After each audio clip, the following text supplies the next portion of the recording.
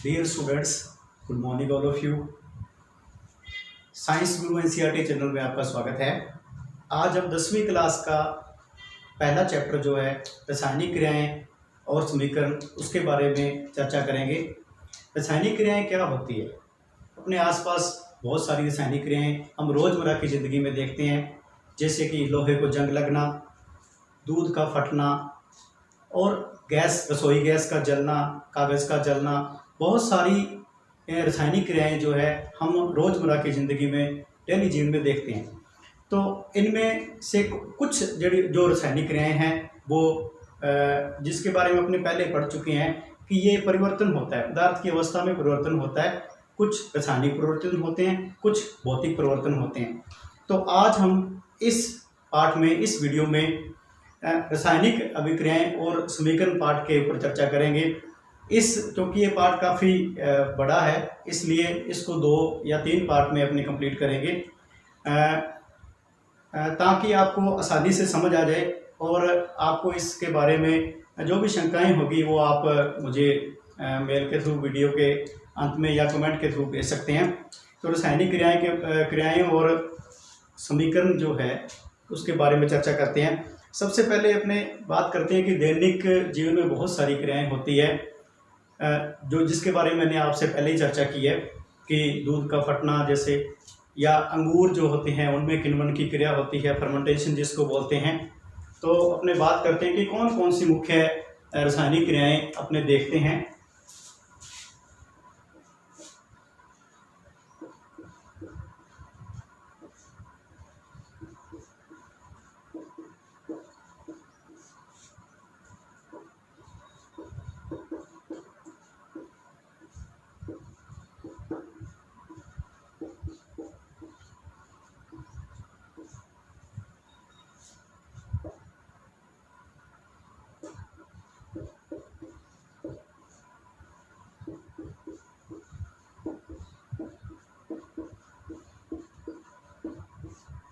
तो इनमें से जैसे बात करते हैं, एक अपने देखते हैं आजकल गर्मियों में बर्फ का पिघलना।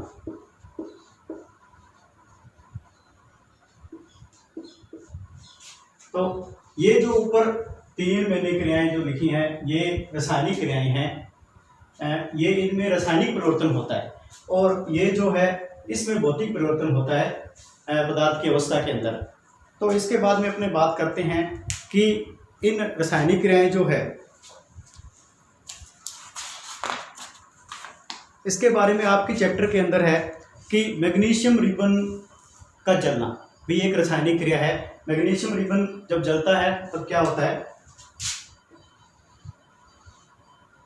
उसकी ऑक्सीजन के साथ क्रिया होती है। मैग्नीशियम जो भी जलने की क्रिया होती है उसमें हमेशा पदार्थ की ऑक्सीजन के साथ क्रिया होती है, उसका ऑक्सीकरण होता है।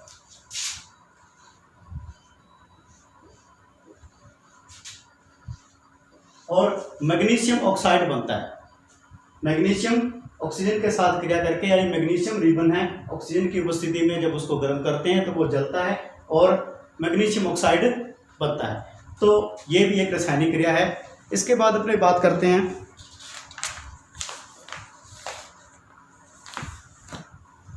कि रासायनिक जो क्रियाएं होती है उनमें अपने को मुख्यतः क्या क्या चीज़ें जो उसके लक्षण हैं वो क्या क्या हैं उसके बारे में बात करते हैं। सबसे पहले क्या होता है,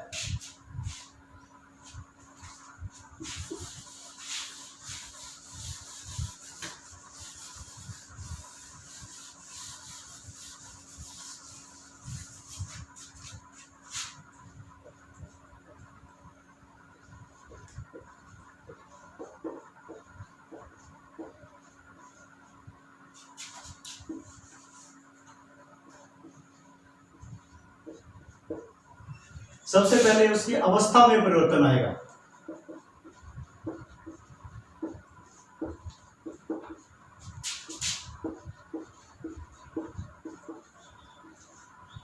यानी कि change in state.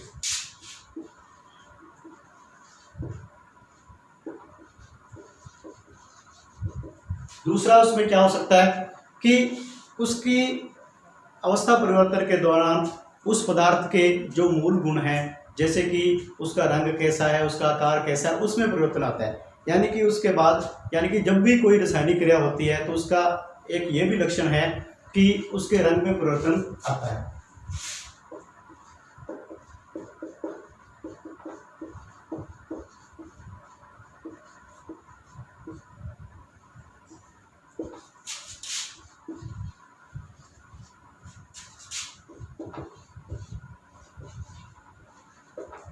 Change in colour.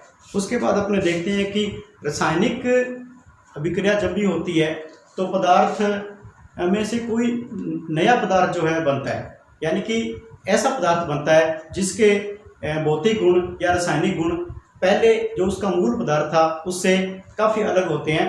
तो इस प्रक्रिया के दौरान गैस या कुछ इस तरीके का अलग पदार्थ जो अपने को देखने को मिलता है।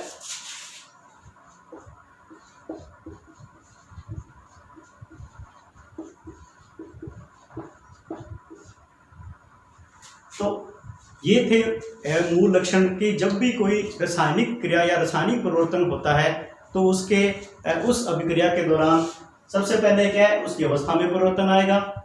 अवस्था में परिवर्तन कई बार नहीं भी आता, क्योंकि जैसे अपने लोहे में जंग लगने की प्रक्रिया को देखते हैं तो उसमें क्या होता है कि जंग भी ठोस अवस्था में है और लोहा भी ठोस अवस्था में है, परंतु दूसरा परिवर्तन जो है रंग में परिवर्तन, जंग का रंग भूरा या कुछ इस तरीके का होता है और लोहे की जो सतह होती है वो बिल्कुल चमकीली होती है। अगर शुद्ध अपने लोहे की बात करें तो तीसरी अवस्था है गैस का बनना। ये गैस का बनना शायद आपको लोहे में जंग लगने की प्रक्रिया के दौरान ना दिखाई दे, पर इनमें से एक परिवर्तन जरूर हमेशा होता है।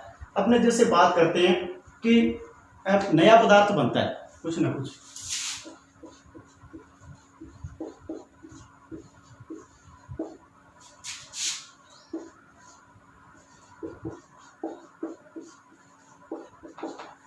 जैसे ये मैग्नीशियम और ऑक्सीजन की क्रिया से मैग्नीशियम ऑक्साइड बनता है। तो मैग्नीशियम ऑक्साइड जो बनता है, यह मैग्नीशियम एक रिबन के रूप में अपने लेते हैं, ऑक्सीजन यानी कि हवा की उपस्थिति में उसको जलाते हैं, और मैग्नीशियम ऑक्साइड जो बनता है वो एक राख के जैसे बनता है। राख जैसा बनता है, सफेद राख। इसका रंग कैसा होता है? सफेद होता है। तो ये था कि जो भी रासायनिक क्रियाएं होती है, कोई भी रासायनिक क्रिया जब घटित होती है तो उस स्थिति में उस दौरान क्या होता है कि उसके गुणों में किस प्रकार से चेंज आता है, कौन कौन से उसके गुण चेंज होते हैं। वो ये गुण हैं कि उसकी अवस्था में परिवर्तन आएगा, उसके रंग में परिवर्तन आ सकता है, कोई गैस बन सकती है या कोई नया पदार्थ अपने को देखने को मिल सकता है। इसके बाद अपने बात करते हैं कि कोई भी रासायनिक अभिक्रिया घटित हो रही है तो उसको अपने प्रैक्टिकली तो क्या करते हैं कि रासायनिक अभिक्रिया जब भी कोई होती है तो उसको लैब के अंदर बिल्कुल प्रॉपर विशेष परिस्थितियों में, जैसे मैग्नीशियम रिबन को जलाया जाता है तो मैग्नीशियम ऑक्साइड बनता है। पर ये तो क्या था कि एक मूल रूप में घटित हो रही थी क्रिया, पर इसको अगर जैसे अपने लिखना है कि हाँ मैग्नीशियम रिबन को जलाओ ऑक्सीजन की मौजूदगी में और उससे मैग्नीशियम ऑक्साइड तो बना लिया आपने, पर इसको लिखेंगे कैसे? उसको लिखने के लिए रासायनिक समीकरण की आवश्यकता होती है। रासायनिक समीकरण क्या होता है, मैं उसके बारे में आपसे बात करता हूँ।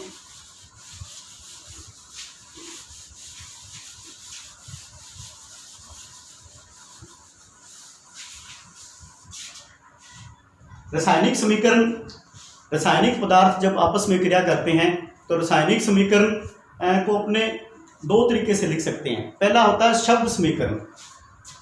शब्द समीकरण जो है उसके अंदर, जैसे मैं एक क्रिया का उदाहरण ले रहा हूं कि जिंक क्रिया करता है इससे हाइड्रोक्लोरिक एसिड से, ठीक है, जिसको अपने नमक का तेजाब भी बोलते हैं।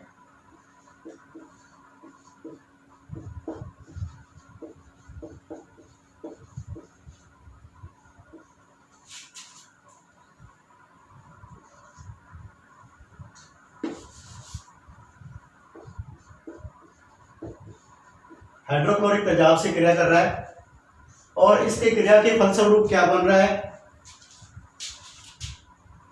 जिंक क्लोराइड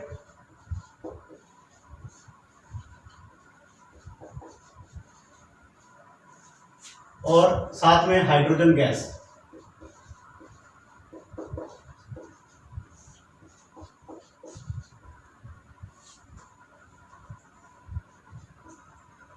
साथ में क्या बन रही है? हाइड्रोजन गैस बन रही है। ये है शब्द समीकरण।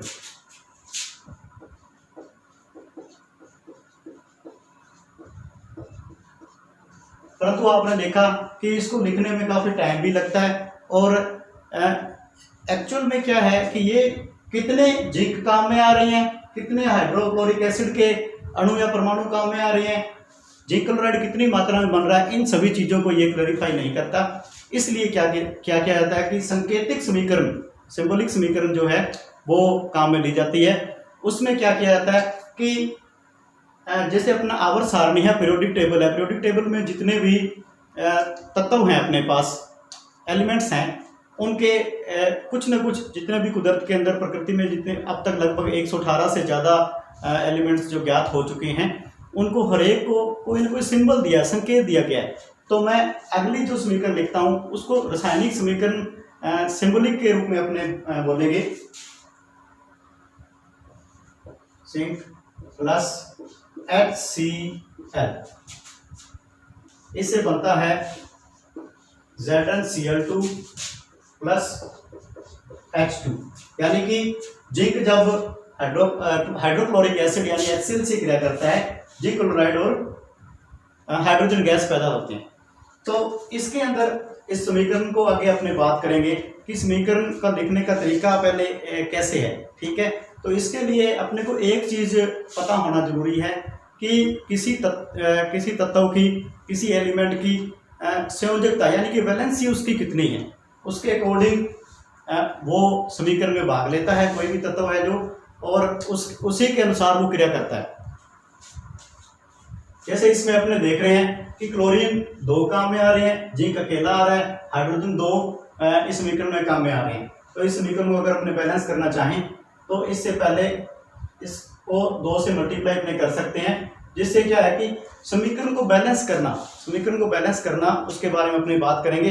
पर सबसे पहले मैं आपको बता देता हूं कि समीकरण को लिखना कैसे है। सबसे पहले क्या करना है कि जो भी तत्व भाग में ले रहे हैं, मतलब क्रिया में भाग ले रहे हैं, जैसे जिंक और HCl, इनको अपने अलग अलग लिख लेते हैं। अब देखते हैं कि नीचे उनकी वैलेंसी लिखनी है।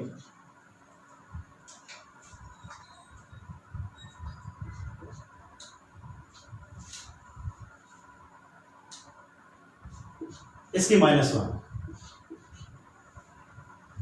सॉरी इसको +2 करते हैं। अब इनको क्या करना है, तिरछा गुणा करना है, यानी कि जब ये भाग लेगा तो इसके साथ ये और इसके साथ ये, ऐसे क्रॉस जो है जब भाग लेते हैं क्रिया के अंदर, तो जितने अणु की आवश्यकता होगी उनको अपने क्रॉस ऐसे देखना है। जैसे अपने इसके अंदर देख रहे हैं कि ये जो बन रहा है, तो इसके अंदर क्या है कि 2 हाइड्रोजन की जरूरत पड़ रही है, 2 क्लोरीन की जरूरत पड़ रही है, और बाद में इस जब प्रोडक्ट बन गया, अपने बैलेंस करने की बाद में बात करेंगे, जब प्रोडक्ट बन गया तो उसमें जिंक सिर्फ 1 काम में आ रहा है और क्लोरीन 2 काम में आ रहा है। ये देखो, ये जिंक सिर्फ 1 काम में आ रहा है और क्लोरीन और हाइड्रोजन 2 काम में आ रहे हैं। तो इस तरीके से जब रासायनिक समीकरण को लिखना होता है तो उससे बनने वाला प्रोडक्ट किस अनुपात में बनेगा, वो अनुपात कौन निर्धारित करता है कि उस तत्व या उस एलिमेंट की जो वैलेंसी है, संयोजकता है, वो इस चीज को निर्धारित करती है।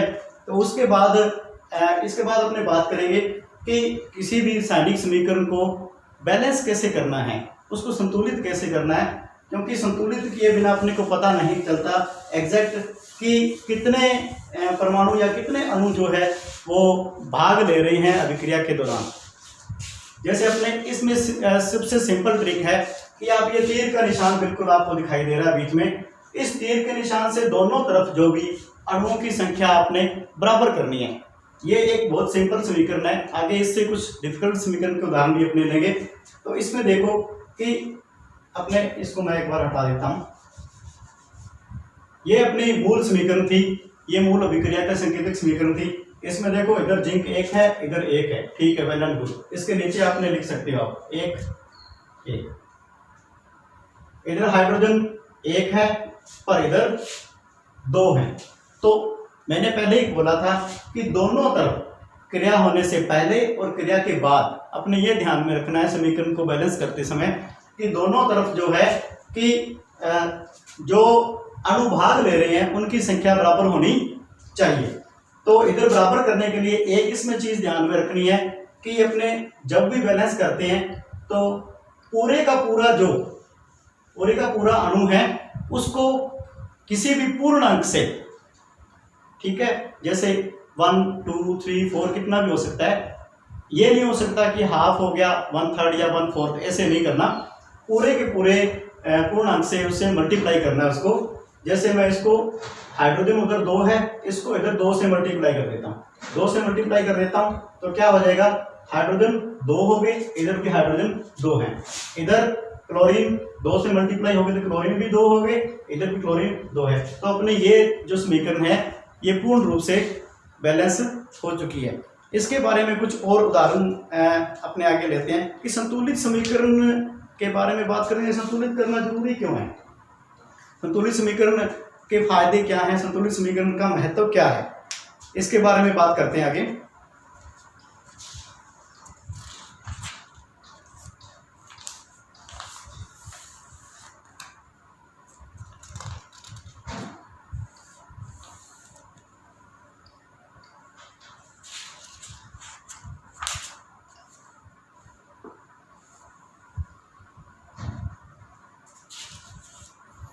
इसके लिए एक समीकरण लेते हैं, जैसे कि आयरन, मैंने आपके बुक में से एक समीकरण ले लेता हूं कि जैसे आयरन पानी के साथ क्रिया करता है, यानी कि अपने बात करते हैं कि लोहे को जंग लग रही है। लोहे को जंग किस अवस्था में लगती है, जब वो नमी युक्त हवा के अंदर रखा जाता है लोहे को तो उसको जंग लगती है। उसके जंग लगने की क्रिया जो है उसके बारे में अपनी चर्चा करेंगे।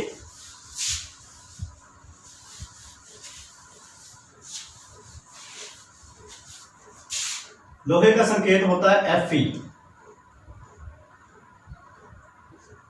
यह क्रिया करता है पानी से, यानी कि नमी युक्त हवा। आप अपने कह सकते हैं कि ऐसी हवा के अंदर ऐसी परिस्थिति में लोहे को रखा जाए जहां पर नमी हो और हवा भी मौजूद हो, तो इससे क्या बनेगा, Fe2O3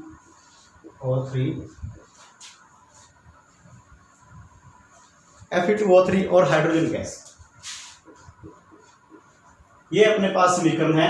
अब आप देख सकते हो कि इसमें बहुत ज़्यादा फर्क नजर आ रहा है कि अभिक्रिया से पहले, यानी क्रियाकारक, इनको अपने बोलते हैं क्रियाकारक,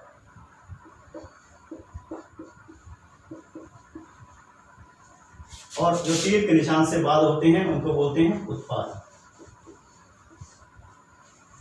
रिएक्टेंट और प्रोडक्ट।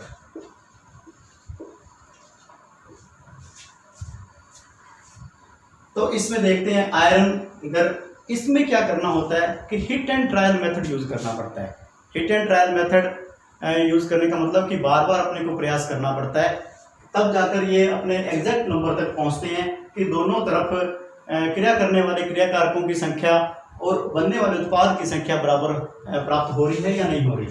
जैसे आयरन, इधर अपने पहले सबसे बड़ा जो अणु होता है उसके बारे में सबसे पहले विचार करना होता है कि जैसे इसमें सबसे पहले देखो कि ऑक्सीजन सबसे ज़्यादा 3 नंबर में है, उससे ज़्यादा और कोई जो उत्पाद है या क्रियाकारक है वो नहीं है।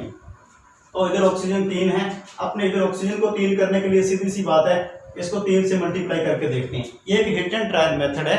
इसमें अपना हो सकता है अपने आपको एक बार गलत हो, 2 बार गलत हो, बार बार अपने को पहले 1 से मल्टीप्लाई भी करके देख सकते हो, 2 से भी करके देख सकते हो, पर जल्दी नतीजे तक पहुंचने के लिए अपने को ये करना होता है कि जब भी जो सबसे बड़ा उत्पाद है या सबसे बड़ा क्रियाकारक है उसकी संख्या को सबसे पहले बैलेंस किया जाता है।